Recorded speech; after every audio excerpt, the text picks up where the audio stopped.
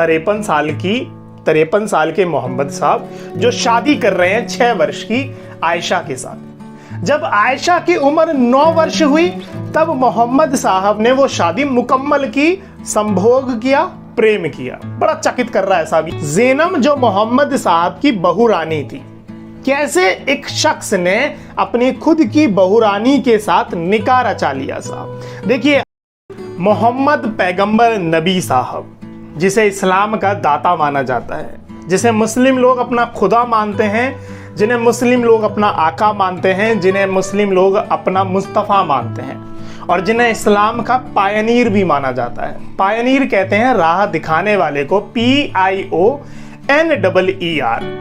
मगर अगर मोहम्मद साहब के जीवन काल की तरफ नजर डालें तो इनके चरित्र की कुछ ऐसी बातें, ऐसे किस्से सामने आते हैं जो आपको चकित कर देंगे, जो आपको हैरान कर देंगे साहब।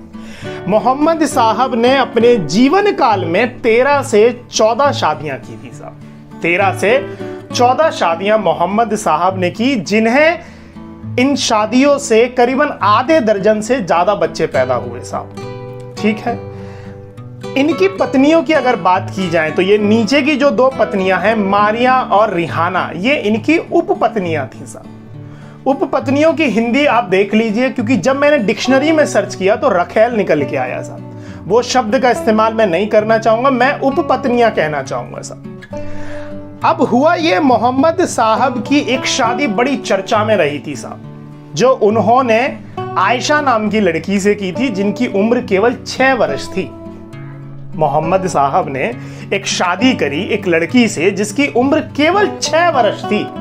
और जब मोहम्मद साहब की उम्र 53 इयर्स थी, 53 साल के मोहम्मद साहब जो शादी कर रहे हैं 6 वर्ष की आयशा के साथ। जब आयशा की उम्र 9 वर्ष हुई तब मोहम्मद साहब ने वो शादी मुकम्मल की, संभोग किया, प्रेम किया। बड़ा चकित कर रहा है साहब, ये वाली बात बड़ी हैरान कर रही है, मैं सच बता रहा हूं। आप समझिए, एक 56 साल का पुरुष 9 वर्ष की लड़की से संबंध बना रहा है और आगे चल के लोग, इस्लामिक लोग इन्हें अपना खुदा मान रहे हैं, इन्हें दाता मान रहे हैं। जो भी इन्होंने बोल दिया वो सत्य है साहब।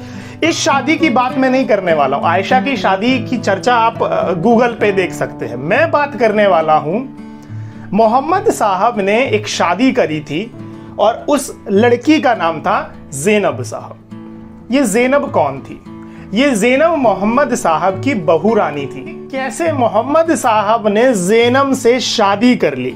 ज़ैनब जो मोहम्मद साहब की बहू रानी थी, कैसे एक शख्स ने अपनी खुद की बहू रानी के साथ निकाह रचा लिया साहब। देखिए, आयशा के साथ मोहम्मद साहब ने शादी करी, वो तो चर्चा का विषय रहा ही, मगर जो ज़ैनब के साथ शादी हुई वो मैं आपको किस्सा शेयर करना चाहूंगा। स्क्रीन पे आपको विद प्रूफ दिखता रहेगा। ऐसे हुआ कैसे साहब, मैं आपको समझाता हूं और मैं लिंक भी डिस्क्रिप्शन में डाल दूंगा, आप जाके वीडियो भी देखना।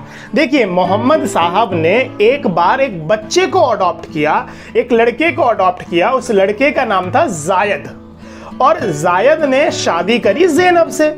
तो जायद और ज़ैनब दोनों कपल हो गए साहब। ठीक है, जायद जो है मोहम्मद साहब का बेटा है, तो मोहम्मद साहब और ज़ैनब, मोहम्मद साहब हो गए ससुर जी, ज़ैनब हो गई बहू रानी मोहम्मद साहब की। अब एक दिन होता क्या है, मोहम्मद साहब जायद से मिलने के लिए उसके घर पे जाते हैं। जायद घर पे था नहीं साहब, घर पे केवल ज़ैनब थी जो उसकी पत्नी थी। अब गर्मी बहुत पड़ रही थी साहब, तो ज़ैनब ने थोड़े कम कपड़े पहने हुए थे। गर्मी बहुत पड़ रही थी, ज़ैनब ने थोड़े कम कपड़े पहने हुए थे। डोरबेल बजती है, ज़ैनब को लगता है जायद आ गया जो उसका पति है, मगर गेट पर खड़े हुए थे मोहम्मद साहब।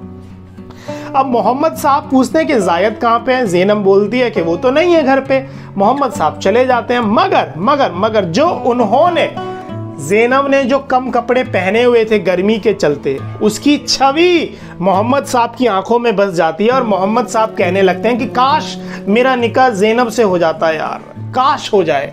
अब अगले दिन होता क्या है, मोहम्मद साहब का बेटा जायद, मोहम्मद साहब जायद से कहते हैं कि तुम अपनी पत्नी को तलाक दे दो। किसको दे दो? ज़ैनब को। जायद बोलता है ठीक है मैं दे देता हूं पिताजी, क्योंकि जायद कौन है? उसका अडॉप्टेड सन। ठीक है, तो भैया तलाक हो जाता है। अब बात आती है शादी की, क्योंकि तलाक हो गया, अब शादी करेंगे कौन? मोहम्मद साहब शादी करेंगे। निकाह रचाएगा कौन? मोहम्मद साहब रचाएंगे। मगर यहाँ पे एक दिक्कत आ गई।